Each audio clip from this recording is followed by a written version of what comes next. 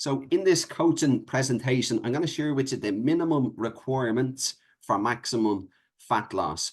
For many people, the process of losing fat is very, very difficult, very confusing, very complicated, very unsustainable. Now, losing fat isn't easy, but it most definitely doesn't need to be as hard and as complicated as it is for many people. So if you do find it confusing, complicated, unsustainable, too hard to kind of fit into your lifestyle, this presentation is for you. And I'm going to try and keep it as brief as I can, at the same time kind of elaborating on some of the details. So let's get straight into it.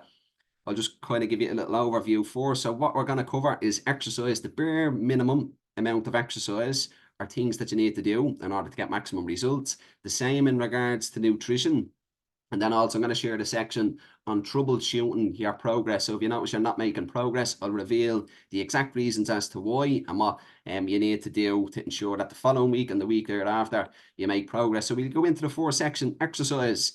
The first thing you want to do is you want to set yourself a weekly step target. For example, if currently you're hitting 7,000 steps a day on average, that would be 49,000 per week. And the reason why I'm encouraging a weekly step target as opposed to a daily one, let's say, for example, if you say, right, I'm going to aim to do 10,000 steps each day. If one of the days you don't hit the 10,000 steps, you failed.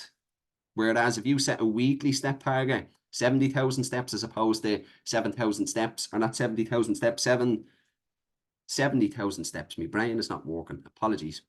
But basically, if you set a weekly target of 70,000 steps, if you don't get 10,000 steps on one day, you might need to get 9, for example. It doesn't matter. On one of your days off, you might aim to get 12,000 steps, 11,000 steps, you know. So set yourself a weekly step target. Now, before you do that, it's important to figure out what your current step target is before you try to increase it. So if you know what your current step target is, brilliant. If you don't, my advice is to track your steps for 7 days to figure out what it is. You can use a fitness watch. There's apps and stuff that you can use. And then after you figure out what your average daily step count is, or your weekly step count is, then you want to set the target. Now, if your current daily step count, your average daily step count is quite low, what is considered low, in my opinion, anything lower than 6,000 steps a day is quite low, and it's going to make losing fat and improving your overall health quite difficult. So if it is below 6,000 or 7,000, my advice would be,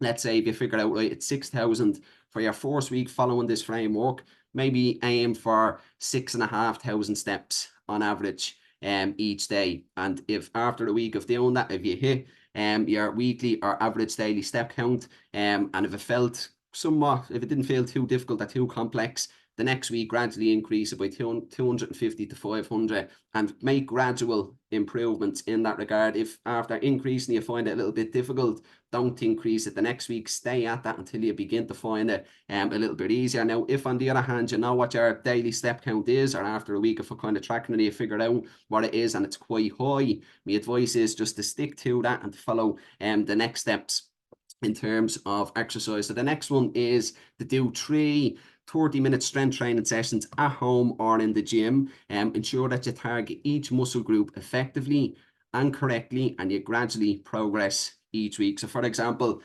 all my members, they do online sessions with me. I do early mornings, evening sessions. They're 20 to 30 minutes long. A client might start, they might know how to do a kneel and push up correctly and safely. So within the first week, I'll show them how to do that. In the second week, they'll know how to do it, and they just kind of practice and build upon the first week. The third week, they'll build upon the second, so on and so forth. And they'll eventually get to a stage where they've built up enough strength to move on to the full push-ups. And we do that with each exercise. It's kind of gradual progression. So you want to ensure the same thing yourself. And that's all you do in terms of exercise. Now, if you look at that and say, that's too difficult, maybe you're not ready to begin the process of losing fat. Because you're probably aware there's so much complications associated with losing fat. There's so many things you can do. Aim for your steps, do strength training sessions each day, go on a big long walk at night time, do hit sessions, do yoga, so on and so forth. There's lots of things that you can do, but there's only a handful of things that you need to do, which I'm revealing here. And if you feel that you can't commit to these. Maybe it's not the right time for you due to your life circumstances or whatever it may be. To lose fat, but it is quite easy. The steps you might find it difficult if they're low, but as I said, take a gradual approach in that regard. Focus your attention on the strength training sessions and then follow the tips that I'm going to reveal in the nutrition section, and it still should work for you, you know. So now, what's the rationale behind these steps?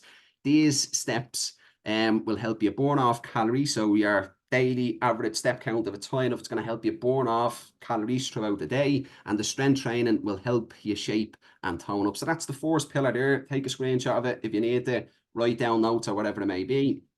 We'll move on to the nutrition.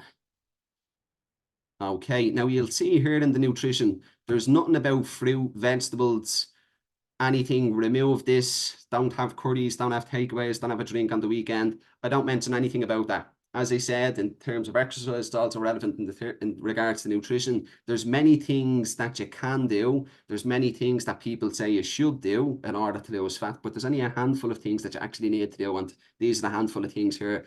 So first and foremost, you figure out your ideal calorie target, and you spend 3 minutes per day logging your food. Now, if you're unsure as to how to calculate your calories, just shoot me a message. If you get this through email, shoot me an email. Let me know your age, your height, and your most recent weight. I'll send you over a calorie target. In terms of tracking your calories, if you're unfamiliar with using apps like MyFitnessPal and stuff, you might find it a little bit complicated initially. If you just spend 3 minutes per day, it doesn't need to be perfect. Just log what you can within 3 minutes and stay consistent with that. After a couple of weeks, you'll find it quite straightforward. The likes of my app, for example, that I use, has an inbuilt calorie tracker. It's very, very simple to use. My clients who use it, they find it quite straightforward. So they go in, they just write in everything that they had throughout the day, save it, and it automatically populates the amount of calories. And then combined with this step here, so most members will use a tracking watch or an app to track their activity. I link their apps and their activity apps into my app, the Mind Body Training app. So basically, when they log their calories each day, it lets me know, right, your client had 1,700 calories today, but their app, their activity app, will also let me know, but the client has burned 2,000 calories each day, so I can kind of keep an eye on things for them without them having to deal with themselves. If their activity levels, the calories burned from that are higher than the calories that they consumed, they're doing things right, they're going to make progress. If I see there's kind of an imbalance there, I let them know. I'll give them some advice, some tips to kind of help them get their activity up and their calories down, you know. So that's the first one. Don't worry about the contents of your calories for now. Vegetables and stuff like that, just log your calories. Get used to logging your calories, right? Now, the second step here is to drink 1.5 litres of water most days. I'm not going to elaborate on this too much, but it is vital. Now, if you stay consistent with those two things, if you set yourself a calorie goal, you track it every day and stay within it, don't go above it, don't be too low below it. If you stay hydrated, you're staying physically active, you do 3 strength sessions each week, you're going to make progress. All right. Now, just let me explain the rationale behind this before we run through the troubleshooting section. So the reason behind these 2 steps, tracking your calories will ensure that there's enough of a gap between the calories that you eat and the calories that you burn off. So let's say if you burn 2,000 calories today and you only consume 1,700 calories, you only eat 1,700 calories, there's a 300 calories gap. Now your body still needs those 3,000 calories to support the 2,000 calories that you burnt off. Where does it get those extra calories? It taps into your fat storages, and when done consistently each day, that's how fat loss occurs. All right, so that's that one in terms of the fat loss, and then drinking enough water will ensure that you stay hydrated, which is also vital for fat loss and general well-being. That's it. That's the bare requirements in terms of losing body fat consistently. That's all you need to do.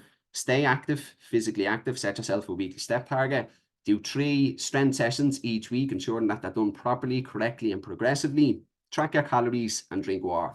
That's all you need to do. Stay consistent with those handful of things and you will make progress. Now, if you do not make progress, here is how you troubleshoot it. If you're not making progress, you are either not tracking your calories or staying within a calorie deficit, or 2, you are not staying active enough, burning enough calories, and or strength training. So let's say you look at this video and you say, right, I'm going to start following this 2 weeks down the line, you weigh and you measure yourself, you take your progress photos, nothing changes. That's feedback letting you know that you need to look back at what you did do or what you didn't do and make some changes. So you look back and say, right, I did stay active last week.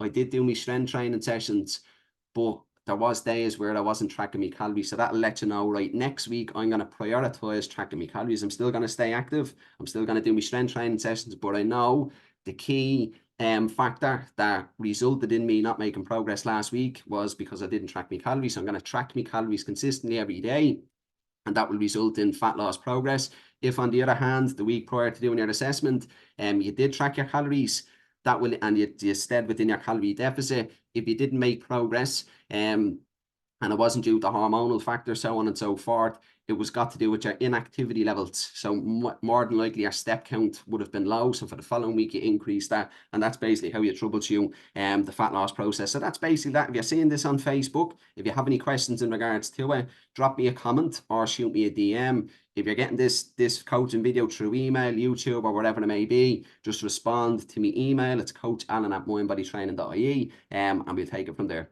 Hopefully you found this video helpful.